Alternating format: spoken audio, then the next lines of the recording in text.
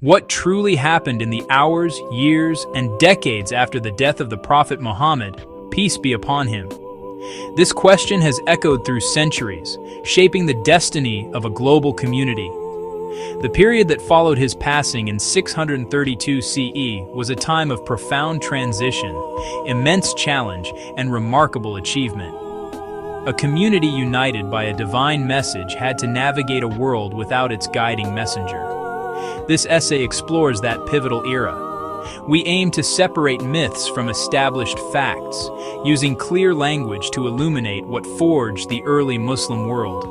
Understanding this history is essential. Early decisions laid foundations for civilization, law, and theology. The memory of this time evokes deep reverence and profound sorrow. For Muslims, it is sacred history. For non-Muslims, essential context for a major world faith. With care and respect, we see enduring institutions and the roots of divisions that still shape our world. A common myth: when the Prophet died, the community fell into complete chaos with no plan for leadership. Fact: a leader was chosen very quickly. Grieving but resolute, the community knew a central guide was urgently needed. The Prophet's companions gathered to make the crucial decision.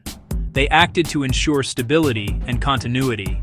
A successor led public prayers, administered justice, and governed the nascent state. Abu Bakr, the Prophet's close companion and father-in-law, was chosen. His selection occurred at the Saqifa of Banu Sa'idah. Delegates discussed who best fit the role. Abu Bakr was no king or prophet. His title meant successor to the messenger of God. Swift appointment prevented a power vacuum. Most accepted Abu Bakr, but some believed leadership should remain within the Prophet's family. Supporters held that Ali, the Prophet's cousin and son-in-law, was the rightful heir, based on their interpretation of certain events and statements. This difference marked an early political and spiritual divergence.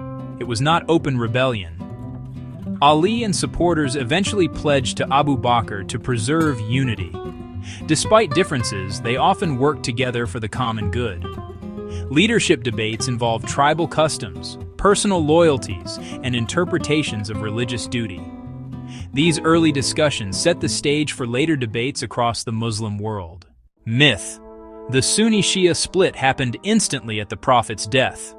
Reality: the division unfolded gradually over decades.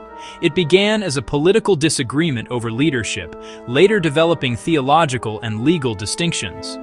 Early lines were blurred. Partisans of Ali were not yet a separate sect. After Abu Bakr came Umar and Uthman as successors.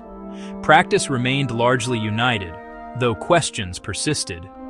Tensions intensified during Ali's caliphate.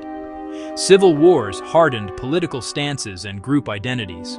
The martyrdom of Ali and later Hussein at Karbala became defining Shia memories, rooted in suffering, injustice, and devotion to al-Bayt. Myth: the first caliphs ruled like absolute monarchs with royal pomp.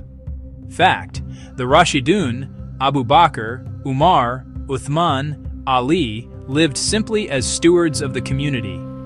They led prayers, lived modestly, and were known for piety and accessibility. Umar was famed for austerity, checking on people's welfare at night, personally aiding the poor. He established institutions like Bait al-Mal and stipends, yet rejected trappings of power. Monarchy emerged later with the Umayyads under Muawiyah in 661 CE, moving the capital and introducing hereditary succession. Courts and imperial administration brought efficiency and debate. Many criticized kingship, mulk, as a departure from the caliphate's spirit, khilafah. Oversimplification: early conflicts were purely religious. In reality, politics, economic interests, and social dynamics drove events. Empire growth brought wealth and new territories, raising questions of distribution and governance. Competition within the Arab elite intensified. Old tribal loyalties shaped alliances and hostilities. New centers in Iraq and Syria altered influence. Administering diverse peoples raised complex issues of taxation, rights, and local rule. Discontent over policy could escalate into opposition or revolt. Religion was the frame of meaning, but motives also included power, wealth, status, and justice. Myth: the community turned inward after the prophet's death.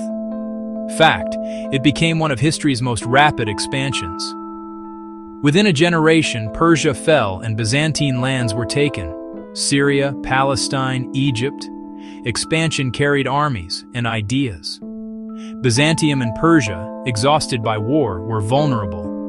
Some local communities saw Muslims as liberators. Muslim forces were motivated, disciplined, and united by faith. Garrison cities became hubs of culture and learning. Conversion was gradual, shaped by trade, teaching, and civic life. A multicultural, multi-ethnic world empire enabled unprecedented exchange of goods, technologies, and ideas, laying groundwork for the Golden Age. Beyond the battlefield, a flourishing of culture and intellect. Uthman's era standardized the Quran, preserving a unified text across a growing world. Disciplines of tafsir and hadith collection took shape. Foundations of Sharia emerged, law derived from Quran and the Prophet's example, reason, and consensus. A synthesis of knowledge grew through translation and inquiry: medicine, mathematics, astronomy, philosophy. Amid turmoil, society consolidated ideals into enduring institutions. This first century forged the intellectual and spiritual DNA of Islamic civilization. Myth: early figures were either perfect saints or corrupt tyrants. Reality: deeply revered leaders striving for piety and justice amid upheaval, yet not infallible. Uthman: great prosperity and final compilation, yet accused of nepotism, sparking discontent and his assassination. Ali: a model of justice for many, yet beset by civil war and challenges to authority. Later dynasties were more monarchical, some rulers ruthless or luxurious, others effective and devout. Figures remembered for justice, reform, and support of learning helped foster the Golden Age. Study each leader in context, acknowledge achievements, recognize mistakes, and note difficult circumstances. Conclusion: embracing a nuanced history. The decades after the Prophet were transformative and foundational. Leadership was secured swiftly with Abu Bakr to preserve stability. The Sunni-Shia separation was gradual, political, then theological, across a century. Early caliphs led as guides, not kings. Conflicts were driven by politics and economics as much as doctrine. This was also an era of expansion and intellectual flourishing.